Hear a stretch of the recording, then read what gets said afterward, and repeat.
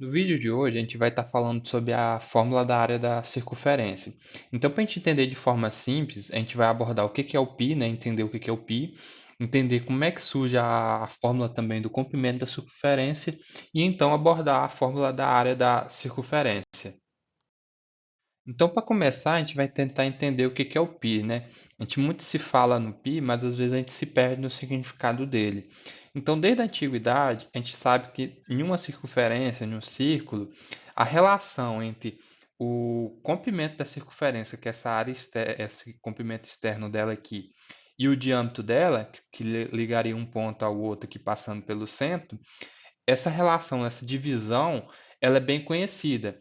Então, se a gente pegar aqui, ó, o C, que eu vou representar como o comprimento da circunferência, e o D como o diâmetro, essa divisão aqui é bem conhecida desde a antiguidade. Se você testar em casa, pegar uma moeda, medir o comprimento dela pelo diâmetro, você vai achar um valor aproximado ali de 3,14, 3,15, que é uma constante, né? E essa constante é que a gente chama de π. Então, o π nada mais é do que a divisão do comprimento da circunferência pelo diâmetro. Sabendo disso, o que a gente pode deduzir? A gente pode tentar isolar o comprimento da circunferência. Se a gente fizer isso aqui, ó, esse d que está dividindo, ele vai multiplicando, ficando que o comprimento da circunferência é π vezes o diâmetro.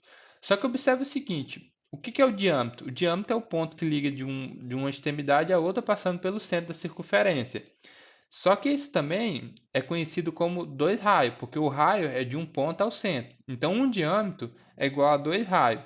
Então, se a gente pegar nessa fórmula aqui que a gente acabou de encontrar, que é π vezes o diâmetro, e substituir o diâmetro por 2r, que é 2 raios, a gente vai obter o quê?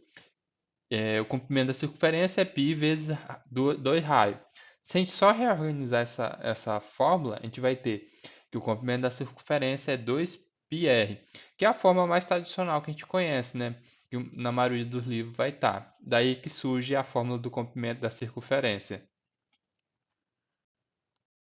Então, com essa informação do comprimento da circunferência, a gente já pode estar começando a pensar como é que a gente obtém a área da circunferência. Então, a primeira observação que tem que ser feita é que quando a gente fala de obter a área da circunferência, a gente está falando de obter a área do círculo formado pela circunferência, porque a circunferência ela é apenas pontos equidistantes do raio, ok? Então, se eu pegar aqui uma circunferência aqui na área externa e pegar a área interna dela aqui, que seria o círculo, é, a gente pode pegar essa circunferência e dividir em n partes. Nesse caso aqui, eu estou pegando e dividindo ela em 8 partes. Nessas 8 partes, se eu pegar cada parte dessa e organizar de uma forma diferente, eu posso pegar uma parte dela, botar dessa forma, pegar a outra e ir encaixando com a ponta virada para baixo, né? E assim eu prosseguindo com as demais. Aqui eu organizei as 8 partes. Agora observe o seguinte, nessa figura que se formou, ela contém a mesma área da circunferência original, porque eu peguei cada parte e coloquei aqui. Agora observe o seguinte, que aqui na parte de baixo, ela começa a aparecer com uma reta. Ainda não é exatamente uma reta, porque eu dividi em poucas partes. Mas se eu dividisse em muitas partes e organizasse da mesma forma que eu organizei, isso aqui tenderia a uma reta. E observe o seguinte, que aqui ó, eu tenho o raio da circunferência, que é do centro até a borda da circunferência. Essa figura eu posso organizar ela um pouquinho melhor, pegando esse parte da circunferência que eu coloquei aqui, dividindo ao meio e colocando do lado de cá, para ela se parecer com um retângulo, que é uma figura mais fácil de calcular a área. Então eu teria o quê? Então, ó, eu cortando ela ao meio, jogando para o lado de cá, eu tenho essa figura que vai estar parecida com um retângulo. E a fórmula do retângulo é mais uma observação, né? Essa parte aqui de baixo e a de cima nada mais é do que a metade do comprimento da circunferência, porque eu peguei a metade dela e botei virada para cima e a metade virada para baixo. Então eu posso fazer o seguinte, ó. Esse comprimento aqui, ó,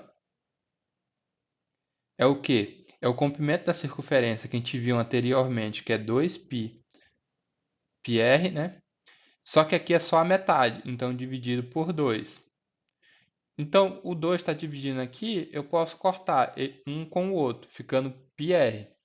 Essa parte aqui, ó, a gente viu lá, que é o raio da circunferência.